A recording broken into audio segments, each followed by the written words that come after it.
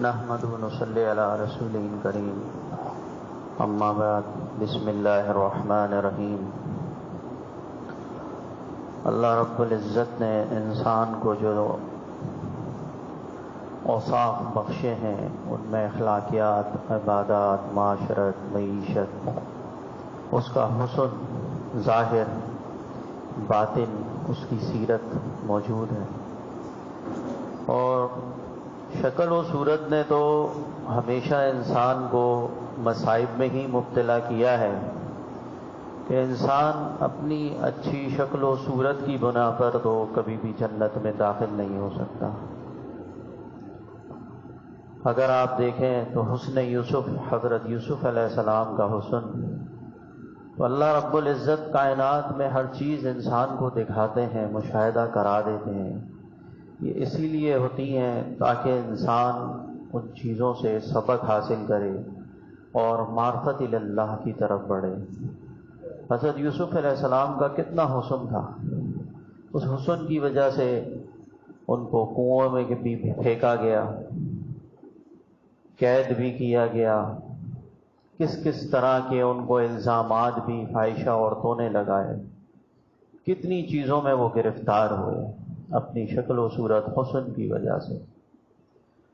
اور رفتیں کے جو مقام ہے، جو بلندی کا مقام ہے، وہ سیرت کا مقام ہوتا ہے کہ انسان کے اخلاق ایسے ہونے چاہیے۔ اللہ کے نزدیک انسان کو سب سے جو بلند ترین معاملہ ہے وہ ایمان لانے کے بعد اس کے اخلاقیات کا ہے کہ اس کے اخلاقیات، سیرت بنتی ہے اخلاقیات سے، کہ اس کے اخلاقیات جو ہوں وہ قرآن کے مطابق ہوں، حضور اکرم صلی اللہ علیہ وسلم کی سیرت نبوی کے مطابق ہوں۔ جب اس کی سیرت بنے گی، جب قرآنی اخلاق اور نبوی اخلاق اس کے موجود ہوں گے تو وہ سیرت کامل سیرت کہلائے گی، اور پھر وہ بلندی اور رفتوں کے مقام پر پہنچ جاتا ہے۔ اور پھر جب اس کے ہاتھ میں تخت بھی آ جائے تو وہ کسی بھی طرح کے معاملے میں دنیا کے آگے مغلوب نہیں ہوتا، اس کی نگاہ ہمیشہ اپنے رب کی طرف چلی جاتی ہے۔ ترکی کے ایک بادشاہ تھے، تو نام اس وقت ان کا یاد نہیں ہے، تو ان کی رعایا نے آ کے شکایت کی کہ جتنے بھی درختوں کی ہماری جڑیں ہیں، فصلوں کی جڑوں میں چونٹیاں بادشاہ سلامت بہت زیادہ آنے لگی ہیں، جس کی وجہ سے ہمارے ساری فصلیں اور یہ چیزیں برباد ہو رہی ہیں، تو اس کا کوئی مسئلہ حل کریں آپ۔ تو بادشاہ نے سارے ماہرات جتنے تھے ان کو بلا لیا، اور ماہرات شجر جتنے تھے ان سب کو ایک جگہ جمع کیا اور بولا کہ اس کا کیا حل ہے۔ انہوں نے کہا کہ اس کا تو بادشاہ سلامت سیدھا سا حل ہے، کیمیکل جو ہے، زہریلا کیمیکل چھڑکیں گے، اسپرے کریں گے، اس سے یہ ساری چونٹیاں جو ہیں ہلاک ہو جائیں گی، مسئلہ ختم۔ بادشاہ نے کہا ٹھیک ہے، ان کی تجویز لے لی۔ تجویز لینے کے بعد بادشاہ جو ہے سیدھا جو ہے شیخ الاسلام، اس وقت کے جو شیخ الاسلام تھے، ان کے گھر پہ پہنچ گیا۔ پہلے یہ ہوا کرتا تھا کہ بڑے جتنے اللہ والے ہوتے تھے، علماء کرام ہوتے تھے، اہل اللہ حضرات ہوا کرتے تھے، ان کا لوگ جو ہے بادشاہ تک جو ہے ان کا مقام سمجھتے تھے، ادب کرتے تھے۔ تو اللہ رب العزت نے مسلمانوں کو بلندی دی تھی کہ دین کی خدمت کی وجہ سے، دین کے علم کی وجہ سے، کہ یہ اللہ کی رضا کے لیے آدمی جب کسی سے محبت کرتا ہے تو اس کی تو دو ہی وجہ ہوتی ہیں، اگر کسی سے دنیا کے لالچ میں محبت کرے گا یا دین کی وجہ سے محبت کرے گا۔ اور جب دین کی وجہ سے محبت کرے گا، تعلق رکھے گا، تو ظاہر ہے وہ محبت اللہ ہی کے لیے ہے۔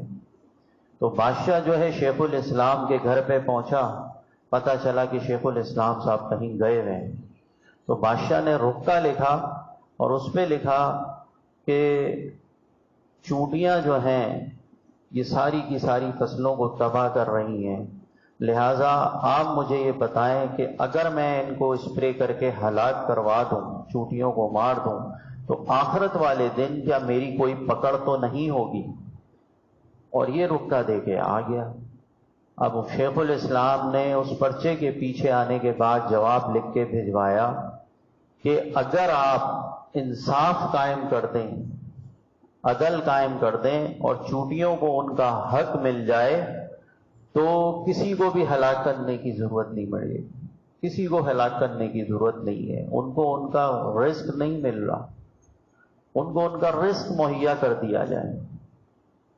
اور یہی معاملہ ہوا جب وہ بادشاہ کا انتقال کا وقت آیا تو اتنا وہ خود اللہ والا تھا کہ جاتے ہوئے جب اس نے سفر میں انتقال ہوا، لے کے آئے استنبول میں، تو جب نہلانے لگے تو اس سے پہلے جیب سے ایک رکا نکلا، اس پہ لکھا ہوا تھا کہ میری وصیت ہے کہ جب مجھے دفناؤ تو میرا ایک صندوق ہے میرے کمرے میں، وہ بھی اس کے ساتھ دفن کر دینا میری قبر کے ساتھ۔ تو اب سارے علماء کرام پریشان ہو گئے کہ بھائی یہ کون سی کیسی وصیت کر دی، اتنا بڑا بادشاہ، علم رکھنے والا، اللہ والوں سے تعلق رکھنے والا، اور وصیت ایسی کی۔ جنازے کے ساتھ تو نہ بھائی عہد نامہ، نہ کوئی اور چیز، نہ آگے پیچھے کچھ نہیں جاتا، حکم میں صرف جنازہ جائے گا۔ یہ بادشاہ نے کیسی وصیت کی؟ انہوں نے چلو ایسا کرتے ہیں، پہلے تو اس صندوق کو کھولو، پہلے تو صندوق کو کھولو، صندوق میں دیکھتے ہیں کہ کیا ہے، اس کے بعد پھر آگے کا فیصلہ کریں گے۔ اب اس کے کمرے میں جب آئے، بادشاہ کے صندوق کو کھولا تو وہ سارا استسقاؤں سے بھرا پڑا تھا۔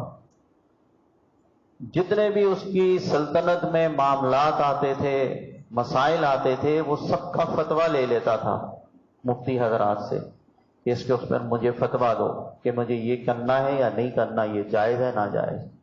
جتنے بھی علماء کرام تھے اس وقت، صاف طور پہ لکھا ہوا ہے کہ ان سب کی چیخیں نکل گئیں اور سب دھاڑے مار کے رونے لگے کہ بادشاہ نے اپنے آپ کو تو آج بچا لیا، لیکن ہمارا کیا بنے گا؟ کہ اگر ہم سے اس میں ذرا بھی لغزش ہوئی تو ہمارا کیا ہوگا آخرت والے دن؟ تو بہرحال پھر اس کے ساتھ تو دفن نہیں کیا گیا، ان کو ویسے ہی تدفین کی گئی تھی۔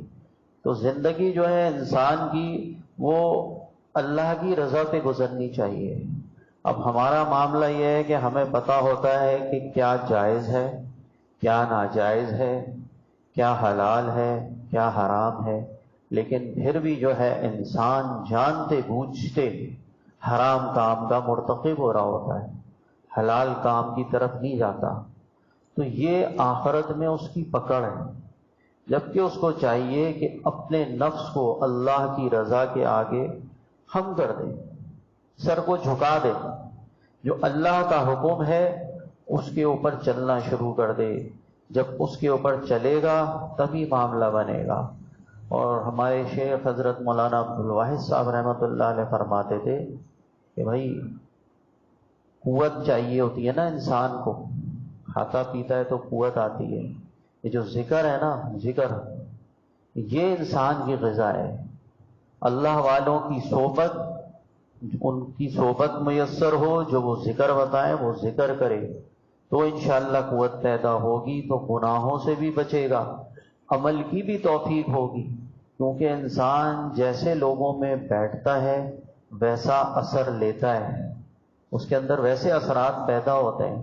تو اللہ والوں کی محافل، ذکر کی محافل جس میں سکینہ اترتا ہے تو اللہ کے خاص انوارات ہوتے ہیں، تو انسان کی اصلاح بھی ہوتی ہے، اللہ کی طرف متوجہ بھی ہوتا ہے۔ بات یہ ہے کہ اصلاح کی نیت ہے، اگر اصلاح کی نیت ہوگی تو ضرور بالضرور اصلاح ہوگی، کیونکہ اللہ رب العزت نے جب خود قرآن میں فرما دیا کہ جو ہماری طرف آتا ہے ہم اس کو اپنا راستہ دکھلاتے ہیں۔ تو جب انسان اللہ والوں کی طرف آئے گا، اللہ کی رضا کے لیے آئے گا، تو اللہ کا تعلق مع اللہ بھی حاصل ہوگا۔ تو اللہ ہم سب کو عمل کی توفیق عطا فرمائے، جو کہا سنا اس پہ عمل ہو جائے، اتنا کافی ہے۔ وآخر دعوانا الحمدللہ رب العالمین۔ 11 مرتبہ سورہ اخلاص میں بسم اللہ الرحمن الرحیم پڑھ لیجیے۔